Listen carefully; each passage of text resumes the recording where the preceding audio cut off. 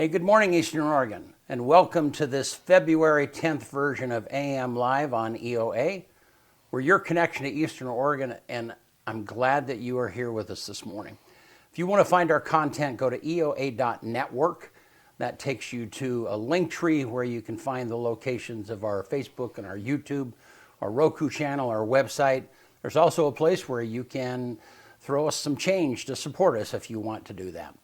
Here in just a little bit, we are going to have the EOU Ag Club. A couple of the ladies are going to be with us from the Ag Club to tell us about what the Ag Club does and then also about an event that they have coming up at the end of the month. So, how are you, man? Good.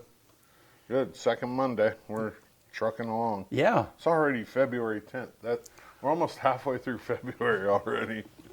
I know. It's like it's insane. It's crazy. It's like I heard a phrase a while ago, and that is like you one of the things of getting old is that the days and weeks blast by, but sometimes the evenings are really long, and it's like it's an old thing. It just it feels like, oh my. They still haven't found that lady's mom. Really? Mm-mm. I haven't. I mean, 10 days. Yeah. And you know they made that video saying they were going to pay the ransom. Right. And nothing came of it. Like they think it was the ransom might have been a hoax. Yeah. Because you can tell when substantial amounts of Bitcoin come onto the blockchain, and they demanded the money in Bitcoin. So they would have been able to tell if somebody put $6 million of Bitcoin onto the blockchain. Are they thinking that's what the ransom was, or that is what it was? Oh, is it? Okay. Yeah, but it never happened. So I mean, everybody thinks the FBI said don't pay it because this is not real. You know? Yeah. It's crazy, man. There's all kinds of conspiracy theories. You know, like people saying that it might be like the son-in-law, or you know what I mean? Like I mean, 10 days with a pacemaker and diabetes and no medicine, like I don't know, it's not looking good. It's kind of sad. Very. Yeah. It really is. I can't imagine that kind of and stress and pain. The funny thing is like all these people that all these sleuths online, all the internet, YouTubers that go, because that's the news nowadays. Right. There's more people watching the guy on YouTube than watches NBC. Yeah. He had like 40,000 people watching live all day yesterday for this one case, and he's just sitting out in front of the house with a camera, and everybody's coming to like the conclusion basically that the cops in that area, it's like Prima something, I don't know exactly where, but have just completely botched the whole investigation, and it's just been a complete mess. I'm glad it's not in our town. Put it that way. How's that? I mean, I wish I got paid as much as that guy on YouTube gets paid to sit there. He doesn't even talk half the time. He just points his camera, fires it off, lets it roll, and I mean, he's got thousands of dollars coming in from people watching. Plus, he's making thousands of dollars off of YouTube just sitting there. Yeah, That's crazy. Yeah, well. It must be nice. Well, I wouldn't mind having those kind of viewers, but having those kind of viewers over somebody else's misery is like, that kind of feels icky. I mean, it's news. Yeah. Well, it's the kind of news that we don't do, but somebody's doing it. Yeah. So. Yeah. All right, you want to do sports, man? Let's do it.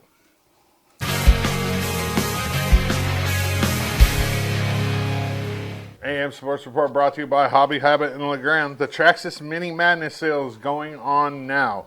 This is your opportunity to save big on Traxxas best-in-class mini lineup. These things are cool. I haven't got to drive one, but I've seen them in action.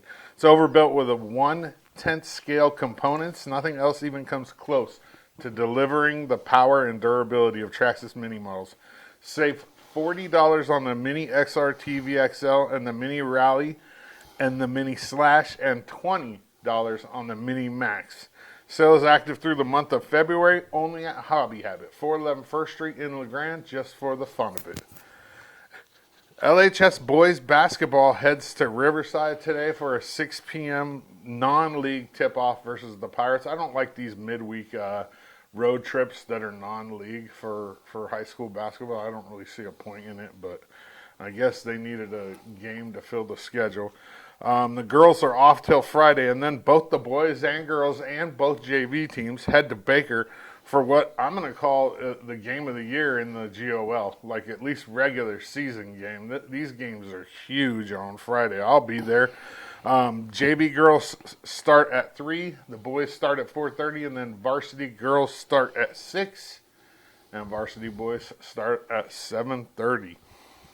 The LHS girls wrestling team won the Stokes Landing tournament in Oregon over the weekend. They had 4 champions and 3 placers. The champions were Carly Radke, Emmeline Livingston, Kaylin Smith, and Maddie Armstrong.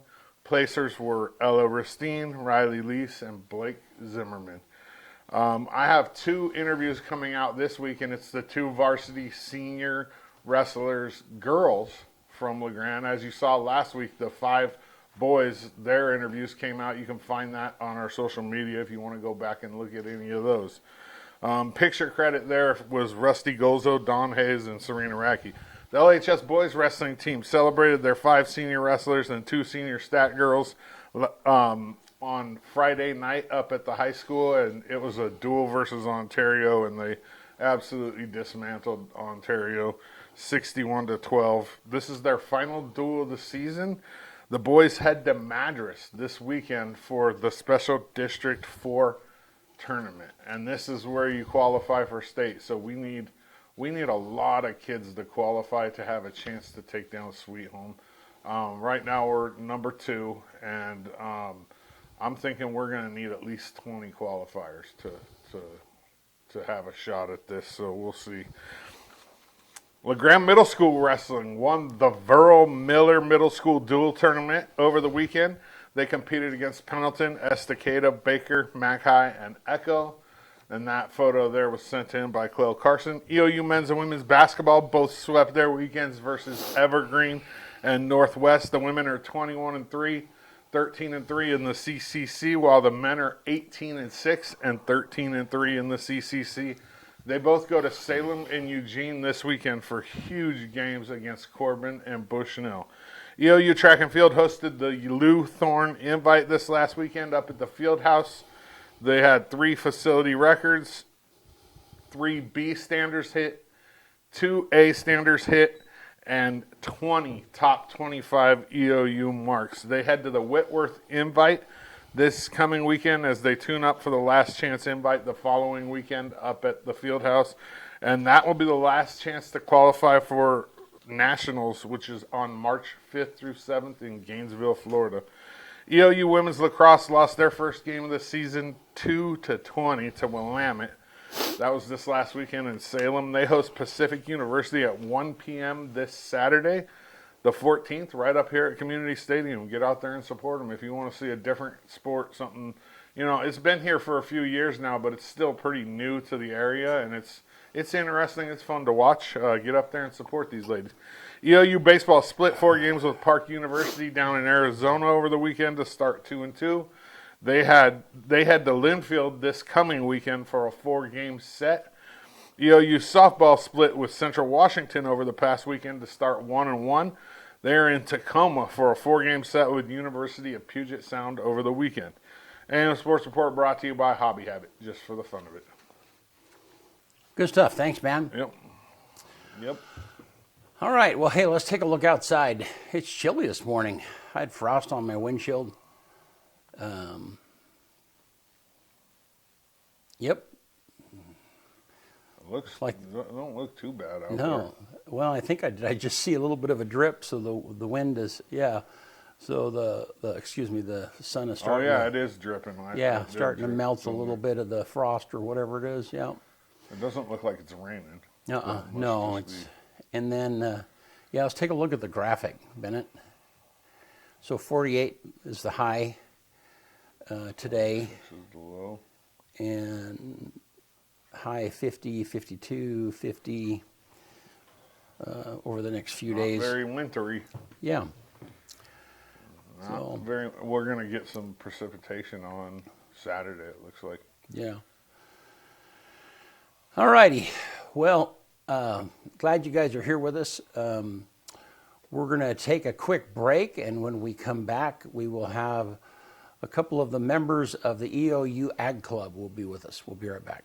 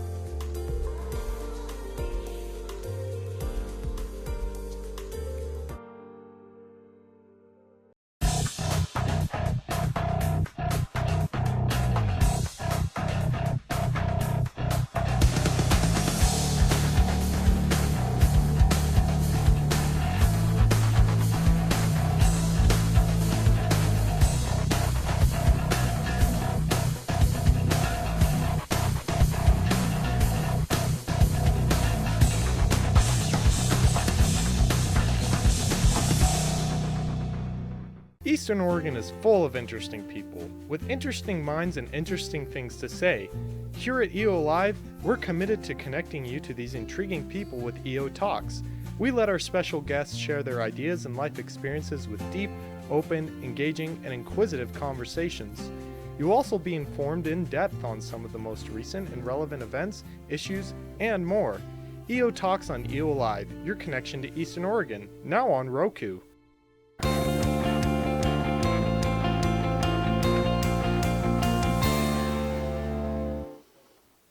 All right, we're back with Kylie and Amy from the EOU Ag Club, and I didn't know there was an Ag Club, so you have to yes. So we're going to be, our audience is going to be discovering this with me, and glad that you ladies are here with us today. So how are you doing this morning? Good. Thank you for having us. Yeah. Thank you for having us. Yeah, you bet. And tell me, I guess let's start with, tell me what the EOU Ag Club is. So the EOU Ag Club is just a extra club through the university that gives students an opportunity to come, engage and make new friends. We try to put on events that not only help with school, but give them a space and a time to not come and stress about school and stuff. Because I know I was in their footsteps at one point, especially at the freshman level, and just a place to know that you have a whole bunch of people that care about you and want the best for you is really the big goal of Ag Club.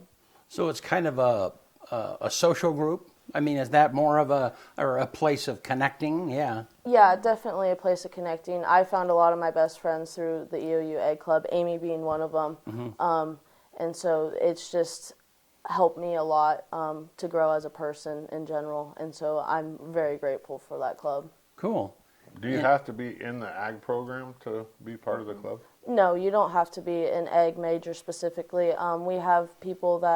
We've had a couple people join that are nursing majors, or so we open it to anybody who wants to join. But you do have to be a student. Correct. You have to be enrolled at the university. Okay. Cool. And Amy, what do you like about the Ag Club? I like about the Ag Club is that I found most of my friends are all a part of the Ag Club. It's just a great place of connections. We've met so many people through the community, especially planning for Ag Dinner Dance, and I just find it's a break from schoolwork for me. I can go even if it's just once a week or once a month, whenever our meetings are.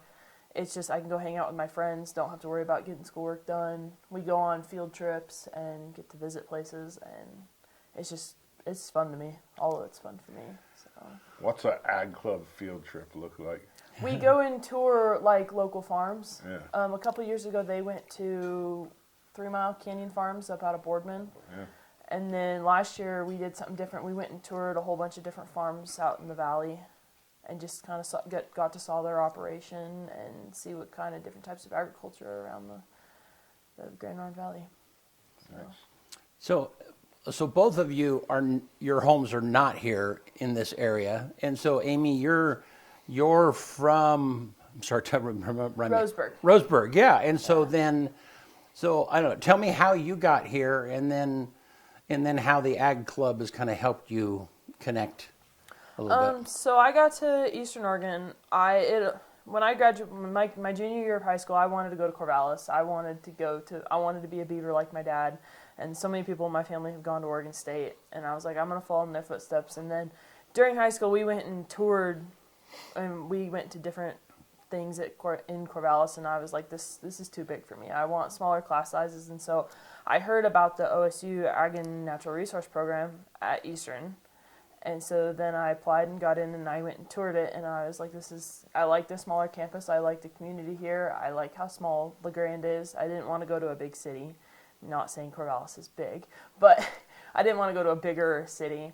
And so I just fell in love with it, and I've been here ever since. But the Ag Club is really, I've met all of my friends are in the Ag Club, and I think I got involved. I was invited to go to the parade, the homecoming parade that Eastern does, and I met her and I met everyone else, and I just ended up sticking with it. No, and you guys are both from ag families. Yeah. Correct. So Amy, go ahead and tell me kind of what does your family do in Roseburg? And We raise beef cattle, so we raise and then we sell our beef to people. yeah. Living good right now. Yeah. Yeah, the market's really high right now. But so that's kind of what we do. We do everything from, we do our own timber operation. We grow and cut and bale our own hay for our cows. We don't typically bring in outside hay, and so that's kind of what we do. We're not a huge operation, but we love it, and it's a good hobby for us, and Yeah. it's fun. So then to kind of connect the dots then you're coming to EOU, not really knowing anybody, not having a connection, then the Ag Club has kind of been a place for you to meet other people who do ag, Yeah. Right? If I wouldn't have joined like the Ag Kylie. Club, Yeah. I wouldn't have met her, and then Yeah. I wouldn't be doing my job here that I do. Yeah. Because we work together, and so I wouldn't have known about that job, and Yeah. I wouldn't have known all the people in the community. Yeah. So What's your job? Yeah. I work at Intermountain Livestock Exchange. Oh, do you? So Nice. Yeah. Yeah. Both of you do. Cool. What do you do there? a lot of things. Yeah. A Variety of of things. things. Yeah. Yeah. So We definitely interact, or I personally interact with the community a lot in the role I do. So getting to know them has been a big part for me too. Yeah. So Kylie, tell me where you're from and what kind of ag your family has done. So I'm originally from Astoria, Oregon, so it's on the coast. We also raise beef cattle. We run about 300 head right now. And I have grown up in it my whole life. My dad tells me that when I was big enough to stand on the sea, I was driving the feed truck around. So it's definitely been a big part of my life to this point. And so then tell me how you got involved in the ag. I don't know. Tell me how you got to EOU. That first there. So as a senior in high school, I wanted to go try something new, something different, something out of my comfort zone, which not a lot of people like and see that. And so I was looking at different programs in state that had the egg, because the west side is not known for the agriculture whatsoever. And so I did not want to go to Corvallis. I went there on a 4-H trip, unrelated to college in 6th grade, and I'm like, okay, campus is way too big for me. Absolutely way too big. So then I was looking at different egg programs, and seen that Blue Mountain had one, and I was like, oh, okay, that's cool, but it was only a 2-year program. And then I compared it with Eastern's, and I'm like, and so I went and toured Eastern Oregon, and my mom looked at me after I was done and was like, so do we need to go look at any place else? And I said, nope, I'm sold. And so that's how I got to Eastern. And then when I moved to Eastern originally, I knew absolutely nobody. I'm very grateful for my boss because she basically took me under her wing and gave me a second family here, which was super cool. And then I don't remember how I initially heard about Ag Club, but it was one of those things that I went and joined and tried out.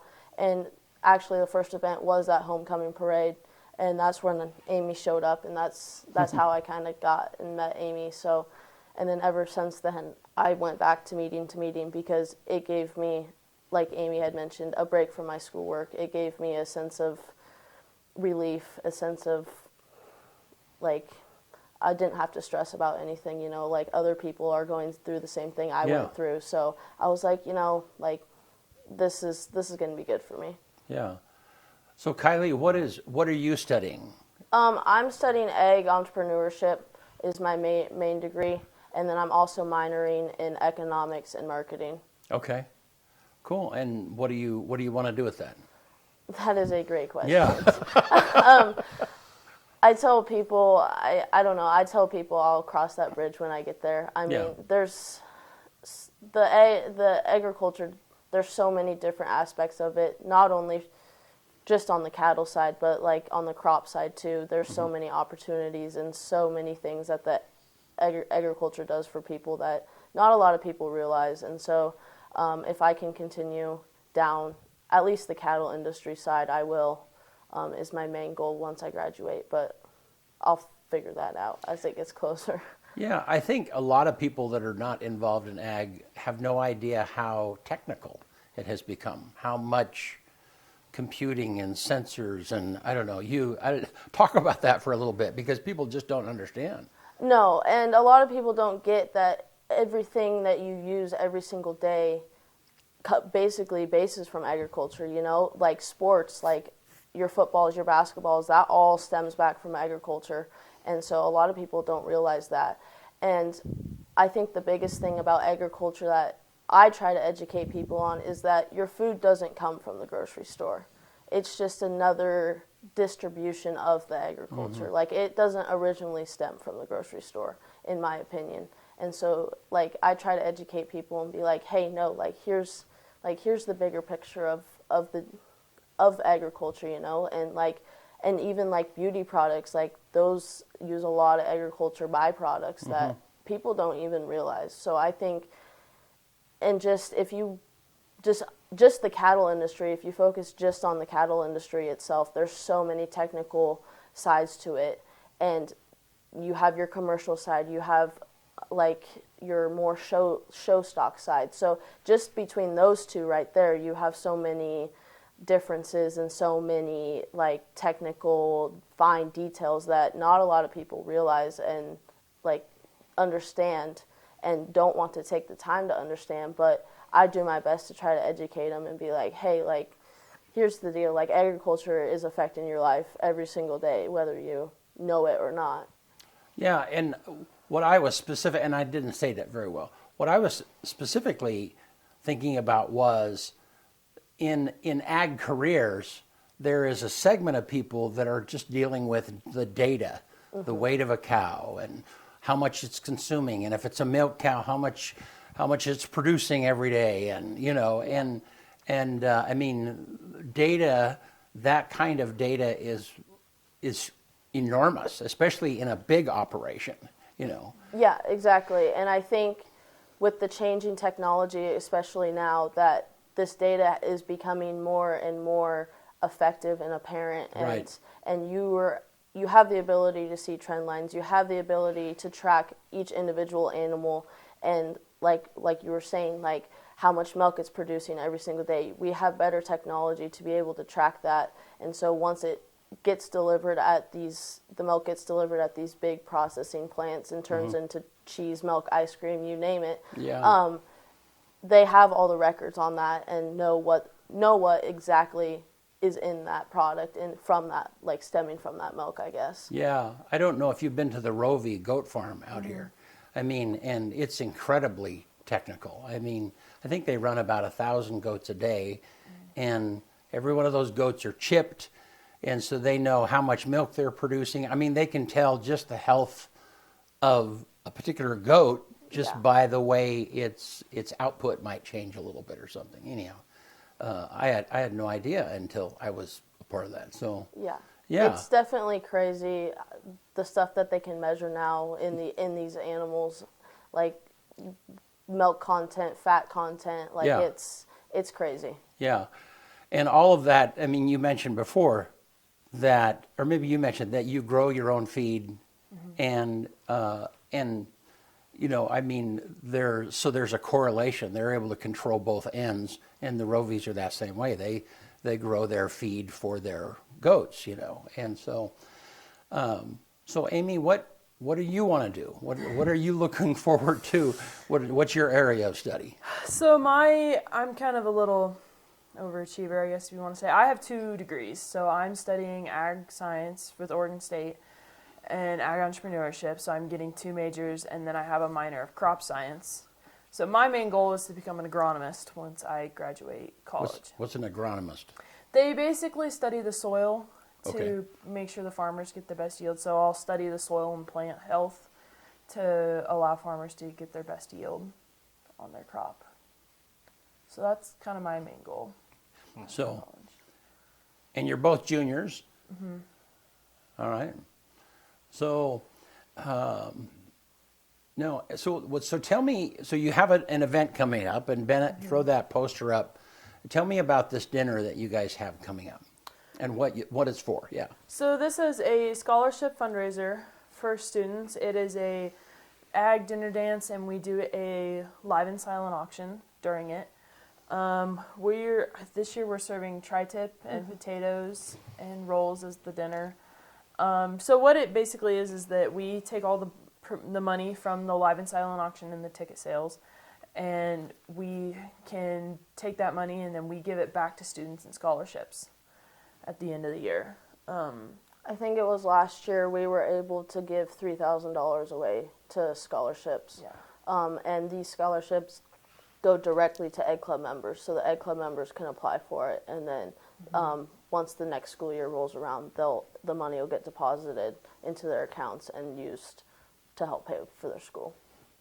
Cool. And the ticket information where people buy the tickets is in the Facebook comments. It's an email address where people can email and get tickets. And you have a dance too. So are you having a band, or kind of tell me what's happening that particular night? So typically we start the night off with the silent auction. Everyone's just gathering, conversing, and then we'll go into the dinner, and then we'll go, once the live auction starts, after the dinner, the silent auction closes. So you have basically from the time you arrive until the live auction to bid on silent auction items. And then we have our live auction, and then we go into a dance where I think this year we're just going to play music, and then we moved the tables out of the way and create a big dance area for people to do line dancing, swing dancing, any kind of dancing you want to do. Cool. What kind of stuff are they auctioning off? We have several different types of gift baskets, gift cards, different local restaurants. We have an area rug. There's a weather station. A whole bunch of items. Like a socket set. Yeah.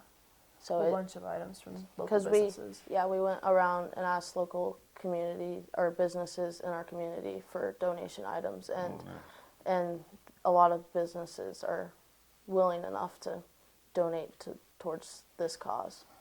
Well, and have you guys always done the scholarship part of that, or is that kind of one of your purposes of kind of your outreach is being able to do that? I would say it's a big purpose of our outreach as well, because when I first initially joined Ag Club, I didn't know anything about it, and then it got brought up at one of the meetings. I was like, oh, okay, like, because me personally, like, big in high school, I was big on applying for scholarships because school's expensive. It's free money. Yeah. And so I bit the hook, I guess I should say, and this will be dinner dance number 3 for me and Amy. So we've. Now you said so you said you don't have to be part of the ag program to be in the ag club. Correct. Do you have to be part of the ag program to get the scholarship, or just part of the ag club? You just have to be part of the Ag Club. So it could be any student that's part of the ag club that applies for the ag club scholarship. Correct. Yeah, you can be any major, minor. You just have to be enrolled at the university And a part of the club. and a part of the club. And like you can be, because like I'm technically enrolled through Oregon State and EOU. Right, you're dual enrolled. Yeah, but you can be part of the OHSU program. You can be a part of any program, and still you just have to be enrolled through Eastern Oregon University to be a part of Ag Club. And how many members do you guys have in your ag club, approximately? I would say anywhere from 15 to 20. Yeah. Yeah. 15 to 20. And do you like meet once a week? What's your normal hanging around schedule? So when school first starts, we try to hold 2 meetings per month is what we try to do. And then about once December rolls around, November, December, that area, we start planning for Egg Dinner Dance. And that's when the Egg Dinner Dance committee kind of gets involved. So we have members that just show up to the EOU Ag Club meetings, and then that don't show up to the Egg Dinner Dance committee meetings because they don't want like that kind of commitment, and that's A-okay.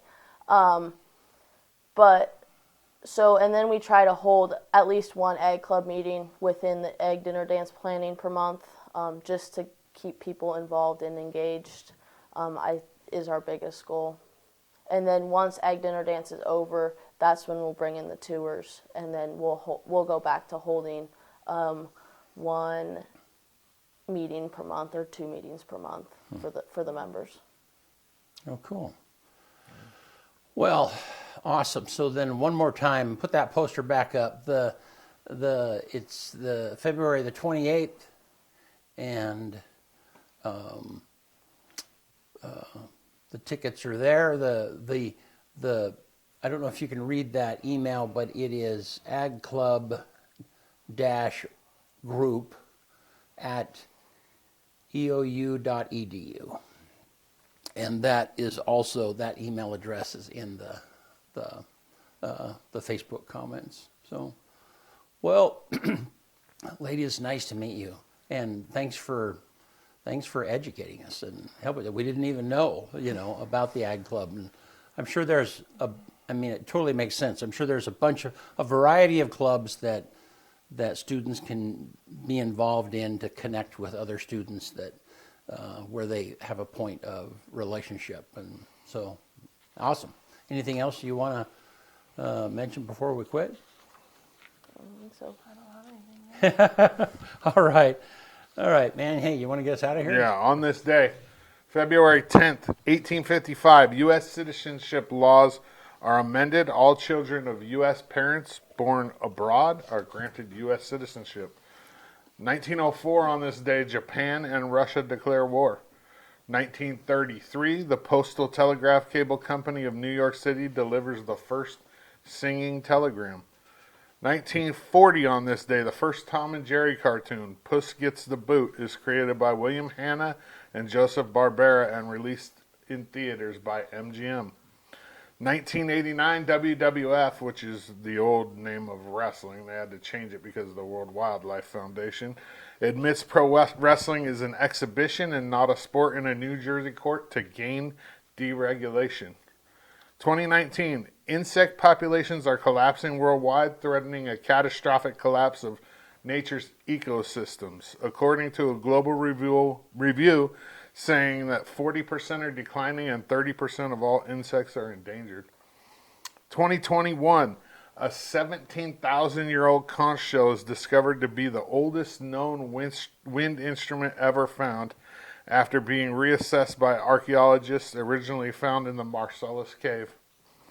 2023, a World War II era bomb is found in England and it explodes in an unplanned detonation as experts attempt to disarm it. The #1 movie in America on this day in 1996, Broken Arrow. And the quote, pop that up there, Benny, because I don't remember who it's from Robert somebody.